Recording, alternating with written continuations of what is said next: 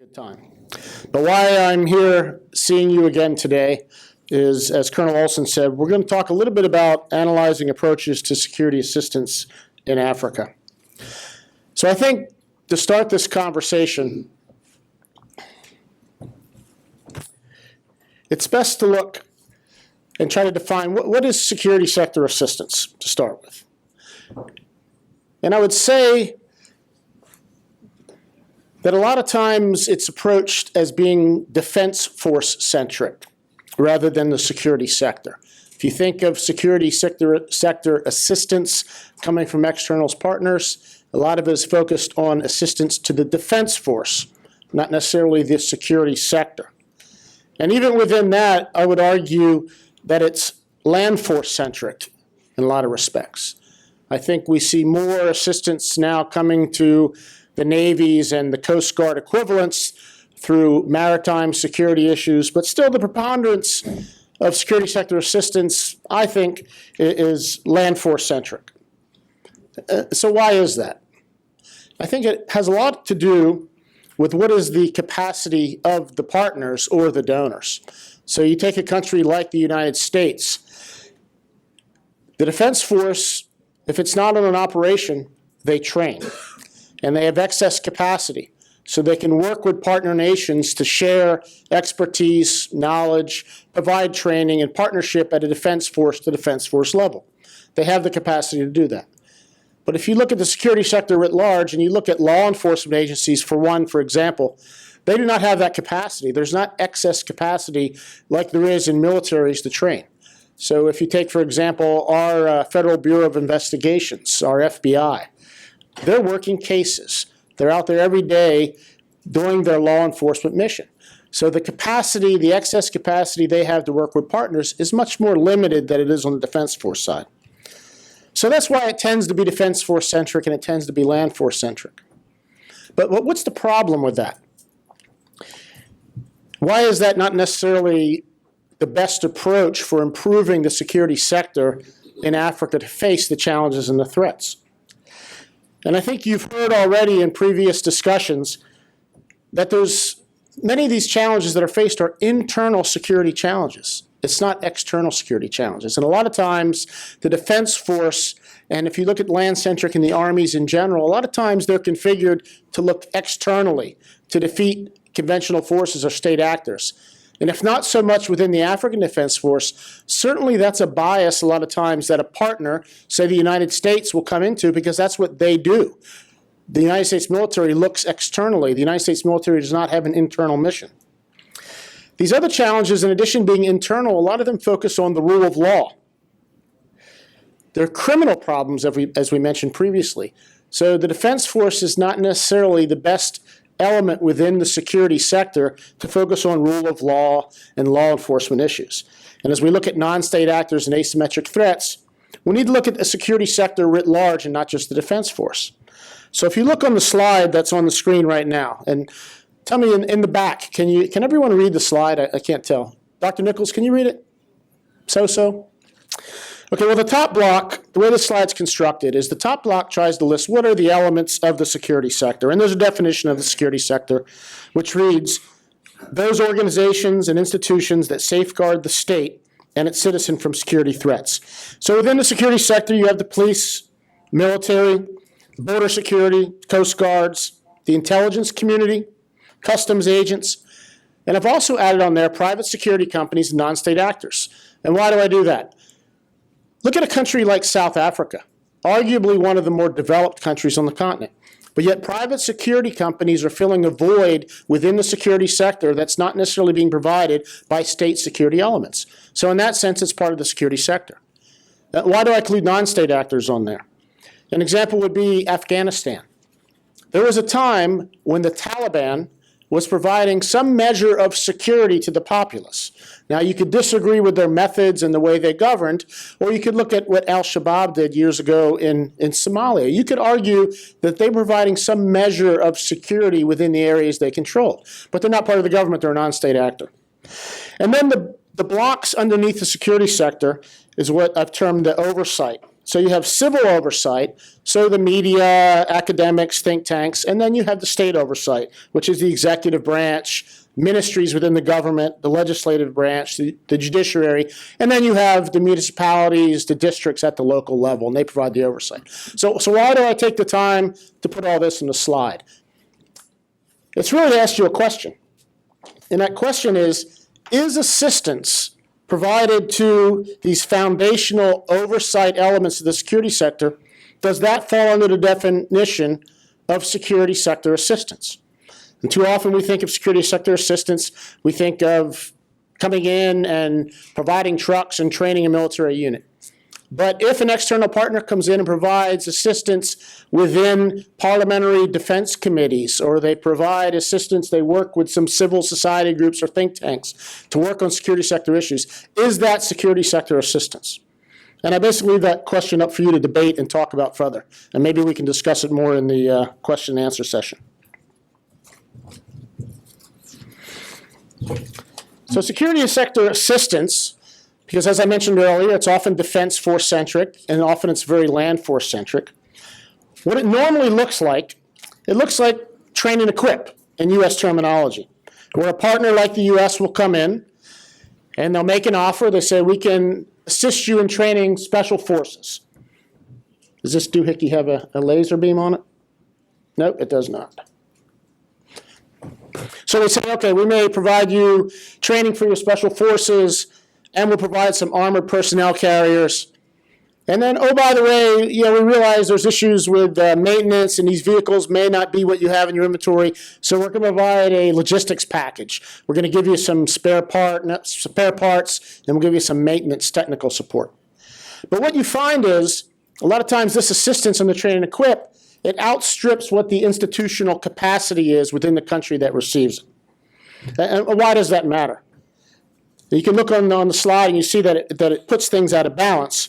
But mostly what it means is that when the assistance is not within the institutional capacity, it lacks sustainability. So the assistance doesn't last. It's temporary. And mostly on this institutional side, it relates a lot to the budget. Does the defense budget, can the defense budget support this additional assistance for the long term? And frequently it's no. But it also applies to other things, like your education system within the security sector, training, personnel, recruitment. There's all parts of that institutional capacity that may not allow a partner nation to sustain the assistance they receive. Now, that's not necessarily a bad thing. But you need to look at it with a cost-benefit analysis approach. You need to decide, if we receive this assistance, we increase our operational capability, not necessarily our capacity, but our capability for a short period of time for an emergent threat that we have right now. But we recognize in 2, 3, 4 years, we're no longer going to have that capability. That's not necessarily a bad thing. That happens.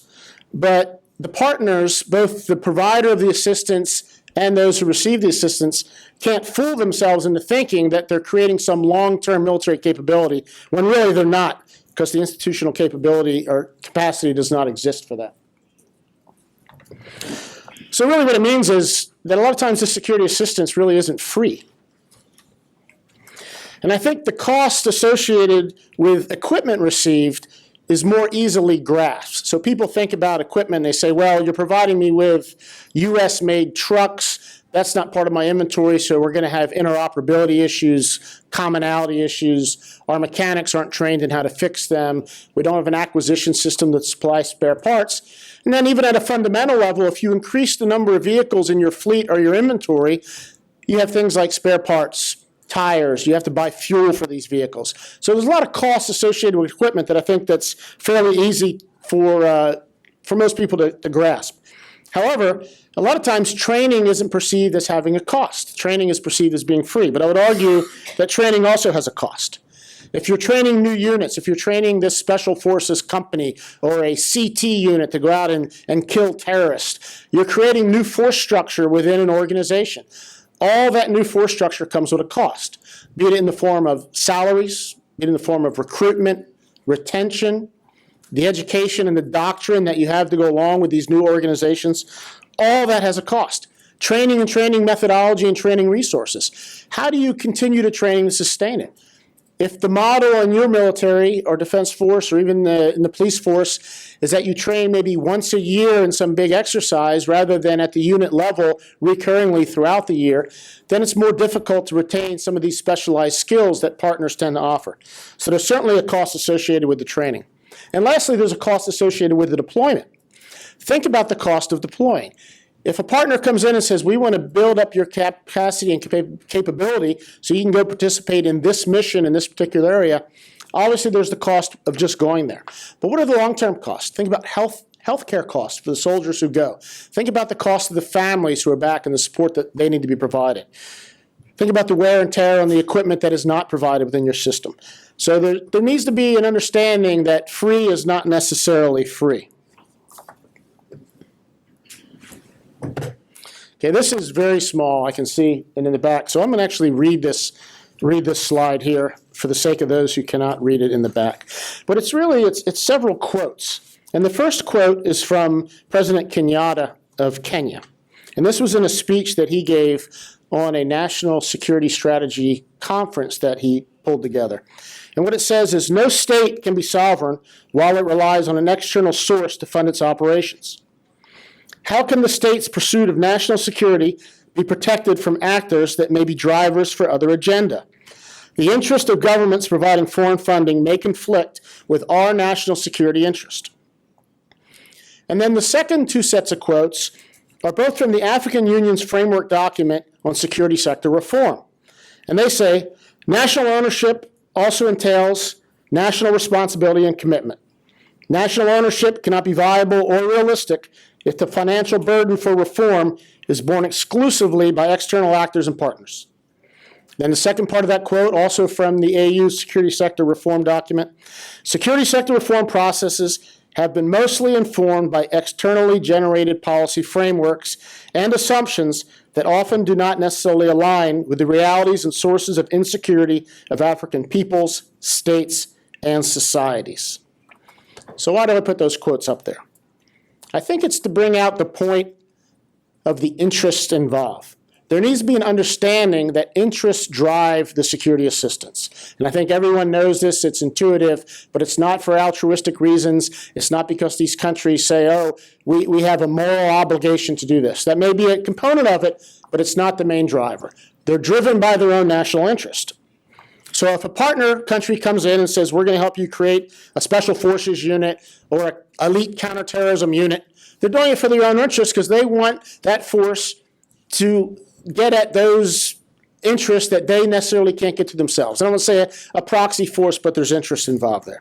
It's the same reason why you may get trucks that are made in China or made in India or made in the United States or Germany that are not part of your inventory, and it's a known factor that you don't have the spare parts, you don't have the expertise, you don't have the mechanics to maintain them, but they're given because of the interest.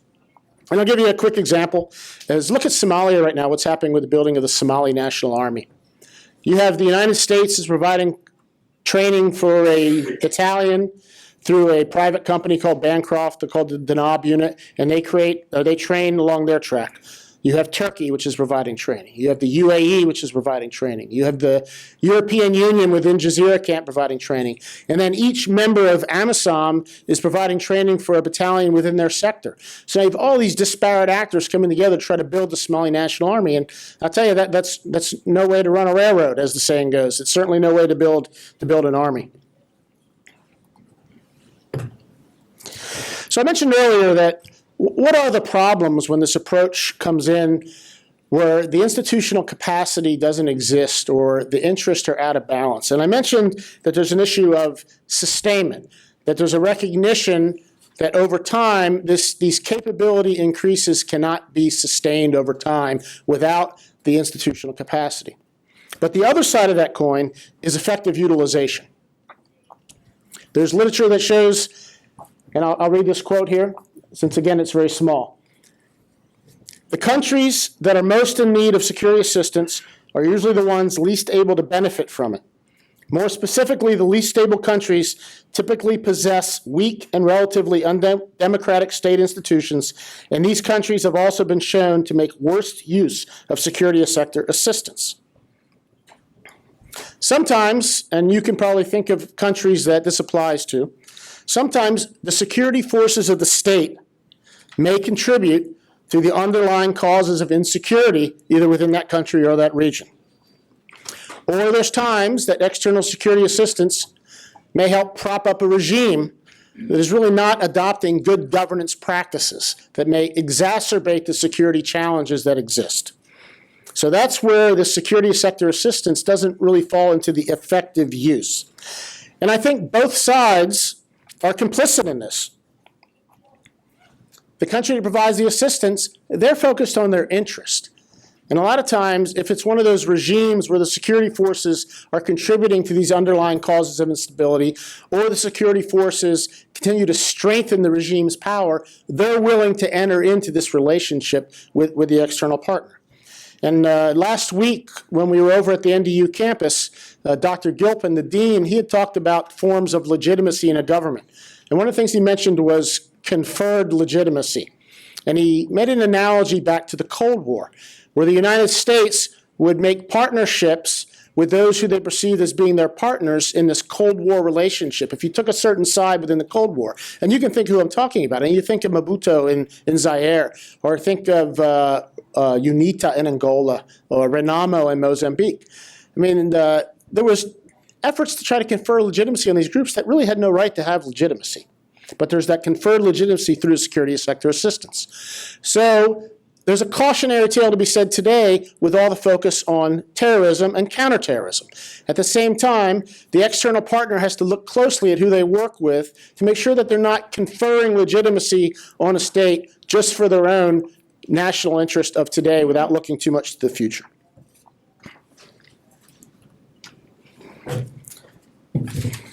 So to wrap all this up, so how do we go beyond this?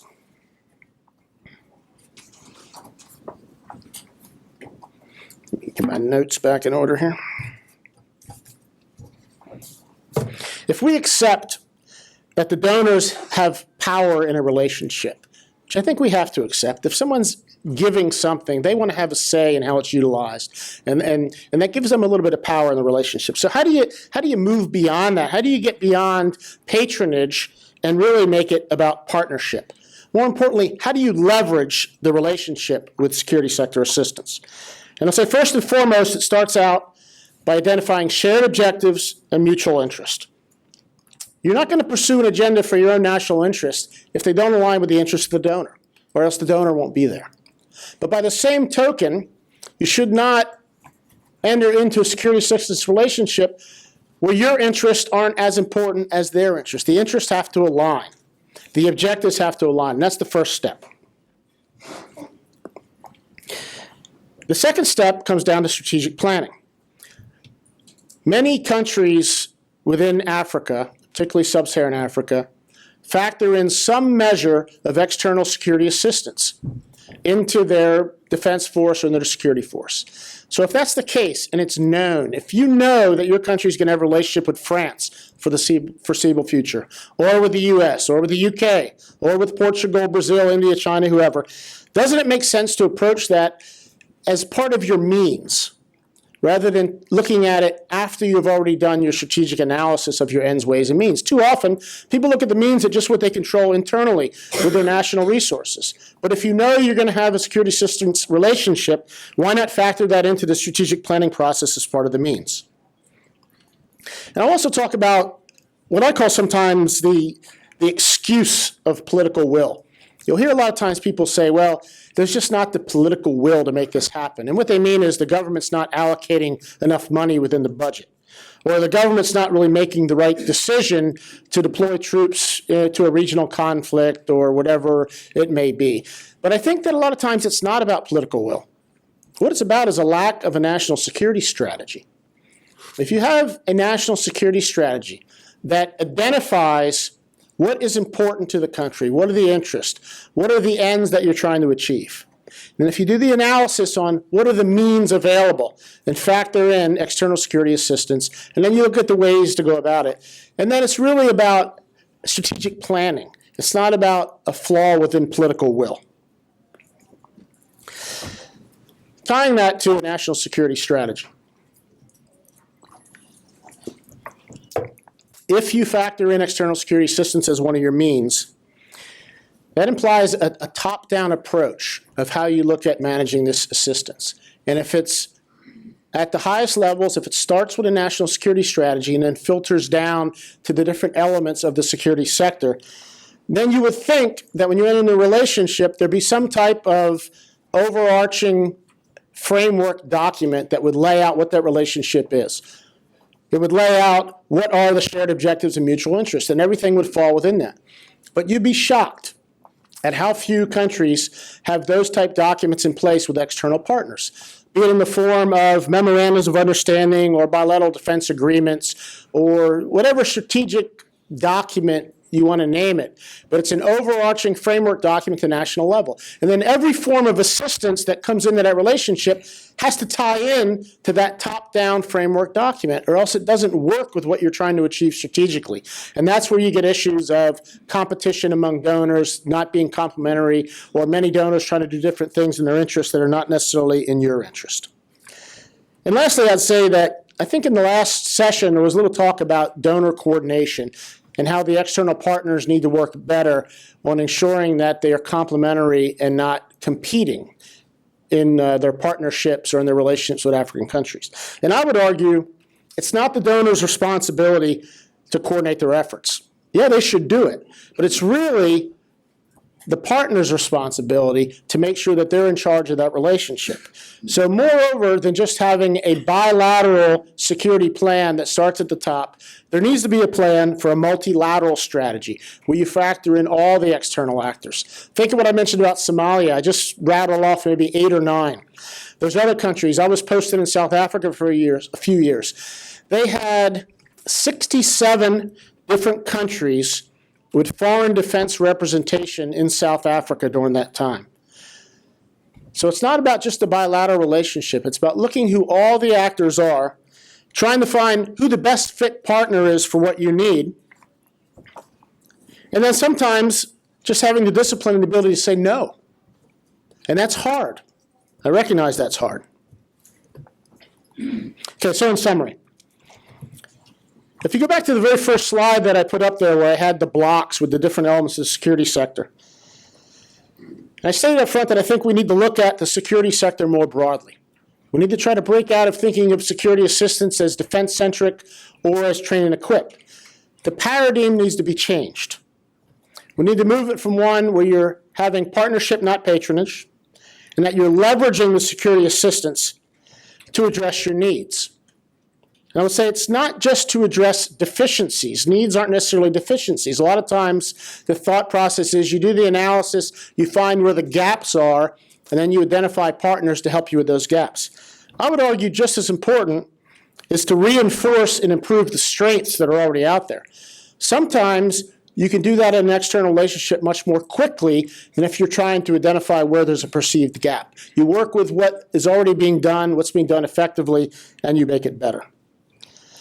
So in closing, what I'll say is all that sounds very easy for me to say that up here, to say turn patronage to partnership, develop a strategic plan, use security assistance as part of the means of the ends, ways, mean equation, make sure that you have mutual interests, shared objectives, do all this. It's much harder. So how do you do it? You do it through strategic leadership. And hopefully that's one of the things we tee up in this conference and to get you thinking about as you work together is how you as strategic leaders can help change that paradigm on how security assistance is managed. Thank you.